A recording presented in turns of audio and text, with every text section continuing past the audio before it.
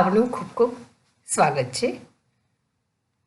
બાળમિત્રો, આજે આપણે સામાન્ય જ્ઞાનમાં ધોરણ 2માં પ્રકરણ 17 વસ્તુઓની બનાવટ વિશે અભ્યાસ કરીશું. બાળમિત્રો, આપણી આસપાસ રહેલી વસ્તુઓ આપણે જોઈ તો આપણને ખ્યાલ આવે કે દરેક વસ્તુઓ અલગ અલગ પદાર્થમાંથી બને છે. જેમ કે ચામડું, માટી, સ્ટીલ, પ્લાસ્ટિક, લાકડું, કાચ, કાપડ, રબર વગેરે. જેમ કે આપણે પલંગની વાત કરીએ તો પલંગ શેમાંથી બને?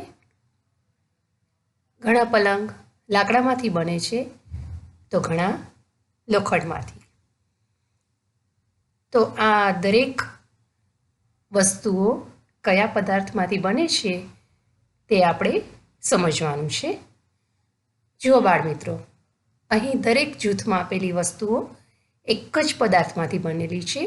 તો દરેક જૂથની એ વસ્તુઓ શામાંથી બનેલી છે તેનું સાચું નામ આપેલા બોક્સમાંથી આપણે પસંદ કરવાનું છે અને ચિત્ર નીચે આપેલા નંબરની બાજુની ખાલી જગ્યામાં તે લખવાનું છે.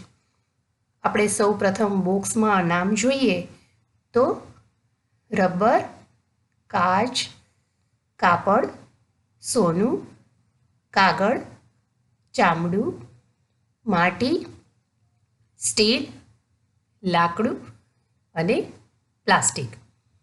તો બાળમિત્રો, અહીં આપેલું ચિત્ર જોઈએ તો તેમાં શું દર્શાવવામાં આવ્યું છે? તેમાં નોટબુક છે, ટપાલ છે અને પતંગ છે. તો આ જૂથ કયા પદાર્થમાંથી બને છે? કાગળ. બીજું ચિત્ર જોઈએ તો કબાટ, ખુરશી અને ટેબલ છે. તે લાકડામાંથી બને છે. ત્રીજું ચિત્ર જોઈએ તેમાં સ્લીપર્સ છે, ફુગ્ગા છે અને ટાયર છે. તે રબરમાંથી બને છે. ત્યાર પછી બકેટ એટલે કે ડોલ, ટમ્બલર એટલે કે ડબલું અને તાતિયો તે પ્લાસ્ટિકમાંથી બને છે. ત્યાર પછી બંગડી, અરીસો અને શીશી જે કાચમાંથી બને છે. કાતર, તાળું અને ચપ્પુ જે સ્ટીલમાંથી બને છે. શર્ટ એટલે કે ટી શર્ટ, પેન્ટ અને ફ્રોક જે કાપડમાંથી બને છે. કુંડું, કોડિયું તથા માટલું.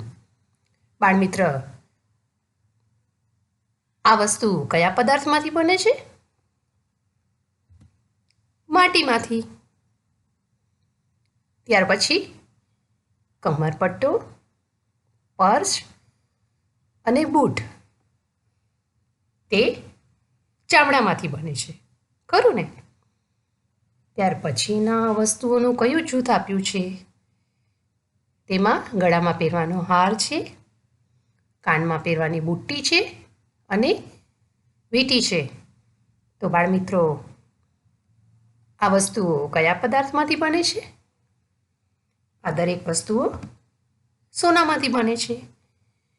તો બાળમિત્ર, આ દરેક વસ્તુઓના પદાર્થોનું નામ તમારે તમારી બુકમાં લખવાનું છે અને સારી રીતે પદાર્થ વિશે માહિતી મેળવવાની છે. તો આટલું કામ કરશું ને? ફરી મળીએ આવતા અઠવાડિયે. ત્યાં સુધી આવજો.